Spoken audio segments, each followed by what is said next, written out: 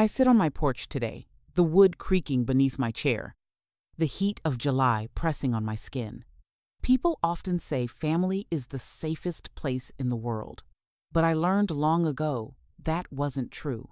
It was the biggest lie I ever heard, because it was in my own house, in the room where I kept my dolls on the shelf and my little drawings on the wall, that my brother did to me what no one should ever do. My father thought the sun rose and set on that boy. He never believed me.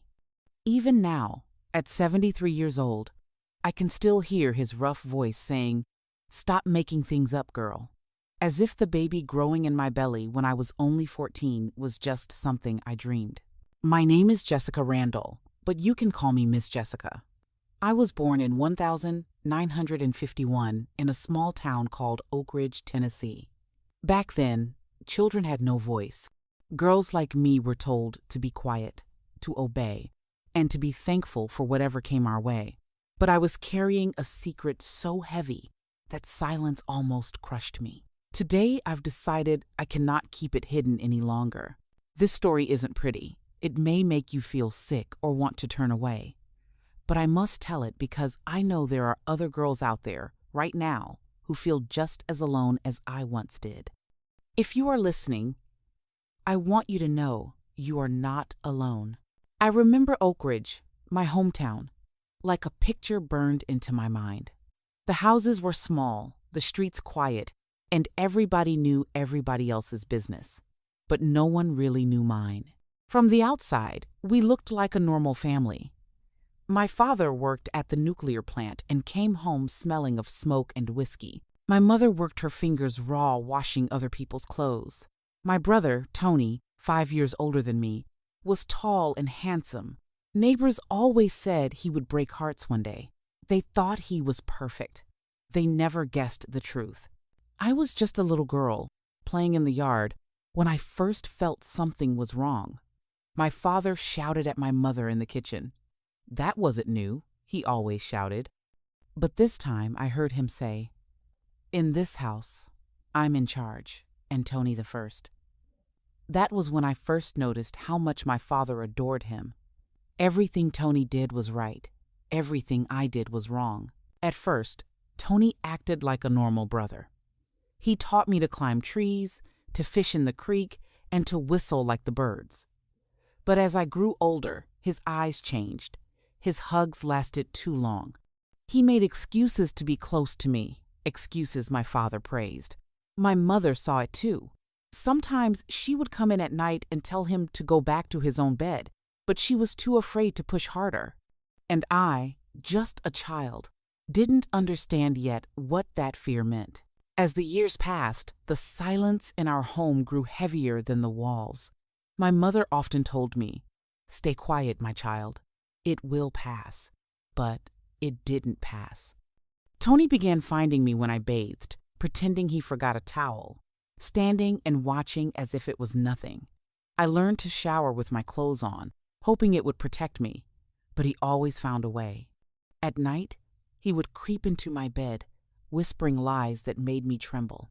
I tried to speak once. I told my mother, "Mom, Tony is strange with me." She froze, her hand still wet with soap from washing dishes. I saw the truth in her eyes. She knew, she understood. But fear sealed her mouth.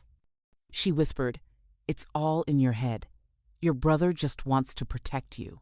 Then she scrubbed the dishes harder, as if she could scrub away what was happening.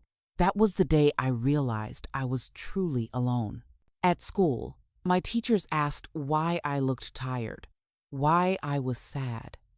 I nodded and said, "I'm fine." Who would believe me? My father adored Tony. The neighbors adored Tony. To them, I was just the quiet, plain girl in the shadow of a golden boy. When I was 14, my body changed. My hips grew, my chest too. That was when Tony became even worse.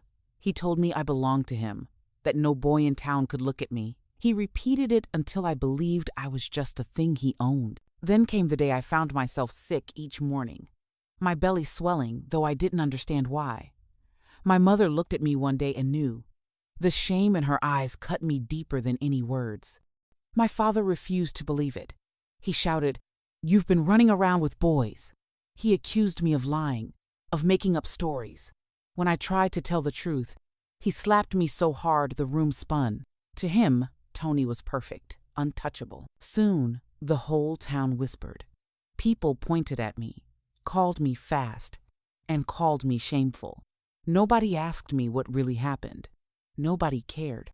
By the time my son was born, I was only a child myself, holding another child in my arms. I looked at his tiny face and felt two things at once: love so strong it made me cry, and fear so deep it swallowed me whole. I knew I couldn't stay.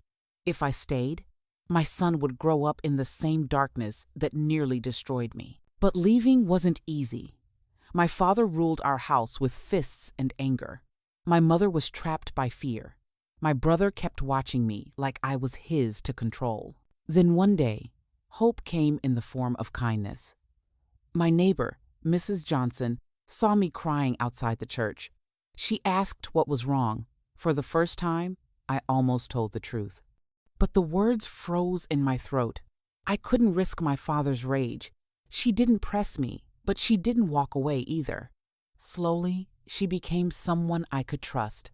She gave me food, small jobs, and whispered, "One day you will be free, Jessica." It was my friend Rosie, a bold girl from school, who gave me the courage to finally leave.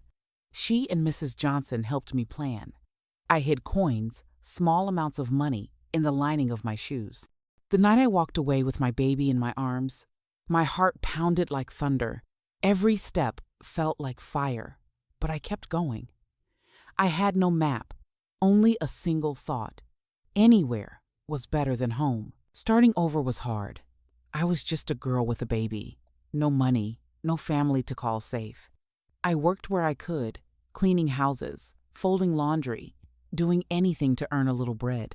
Some nights I cried myself to sleep, but each morning I looked at my son and found a reason to keep going. I promised him he would never grow up in fear, never be treated as less. Years passed, and we built a life together. Not perfect, but honest. And now, at 73, I sit on this porch and tell the truth I once had to bury. I know my story is heavy. I know it may hurt your heart, but I share it because silence nearly broke me, and silence keeps too many children suffering in the dark. If you are listening now, remember this: you are not alone. Even when it feels like the whole world has turned its back, some people will believe you. There is life beyond pain. And sometimes, just speaking your truth is the first step to freedom.